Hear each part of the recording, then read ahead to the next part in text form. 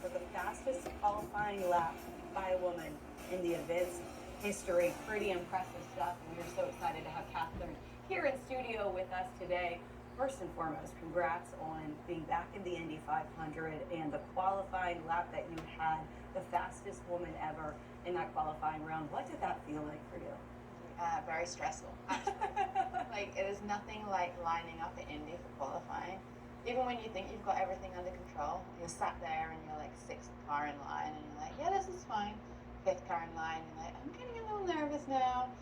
And so you go through like literally every single emotion, and you know that everybody's eyes are on you and you have to perform, you don't have an option. So we did good, but it's a team effort, right? And I have to give kudos to the Hendrickson Honda team, because they're the ones who gave me a car that I could stay flat in. Stressful waiting for it, I'm sure, and as you're getting to that point, but when you're in the car, can you tell this is going really well right from the start? No. Yeah, not really. I mean, so it's a 4-lap average. right. So you go out and you do your first lap, tires are new, it's really good, it's really easy to stay flat. You look down at the time and like, ooh, I don't know, like, how much degradation are we gonna have? How much drop off are we gonna have? The second lap you're like, okay. And third lap you're like, okay, now you've got to keep it flat because it's not good enough to not be flat. And you're like, oh, but I'm just understeering a little bit into the wall. You're like, no, keep it flat. So you've got this like internal monologue going, you've got all the buttons to push, right? Yeah. You can do a bunch of tools inside the cockpit. So you've got weight jackers where you move the weight around. You've got bars where you can change the stiffness of the car. You've got different mixes on the engine. You've got a whole bunch of buttons that you're pushing. And so you're thinking like 100 things going football field a second. So it's stressful. Yeah, it's just fascinating stuff because you watch from the outside and you know how fast it is and how challenging it is, but I don't think anybody has an idea of everything that's going through your head at that time. And I know there's so much excitement for you being back in this race for the first time in 10 years and with the qualifying run that you had. But I also want to talk about the crash on Monday and just kind of what you saw from your perspective and what happened there and what you took away from it.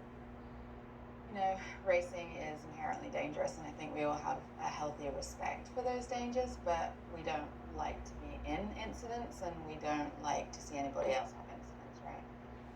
And unfortunately, everybody checked up in front of me.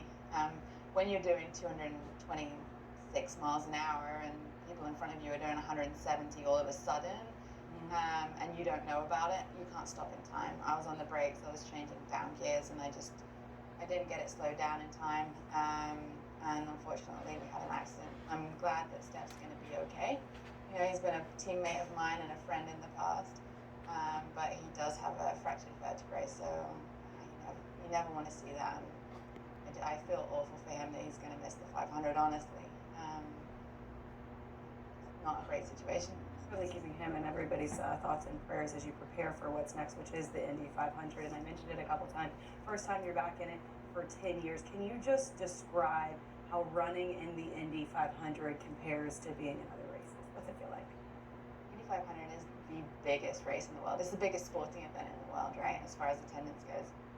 And I don't know, it's from the moment you drive through the tunnel to go in there, you get goosebumps. It's like the place has an energy of its own, it has a vibe of its own, it has a personality of its own.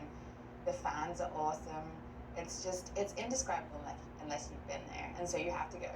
Yeah, I was just telling her before that I have not been there yet. It's on my bucket list. You have to go because you have to experience it, and I think it gets under your skin whether you go as a fan or a driver or whether you work it. Like however you go, once you've been there, it's just this weird sports and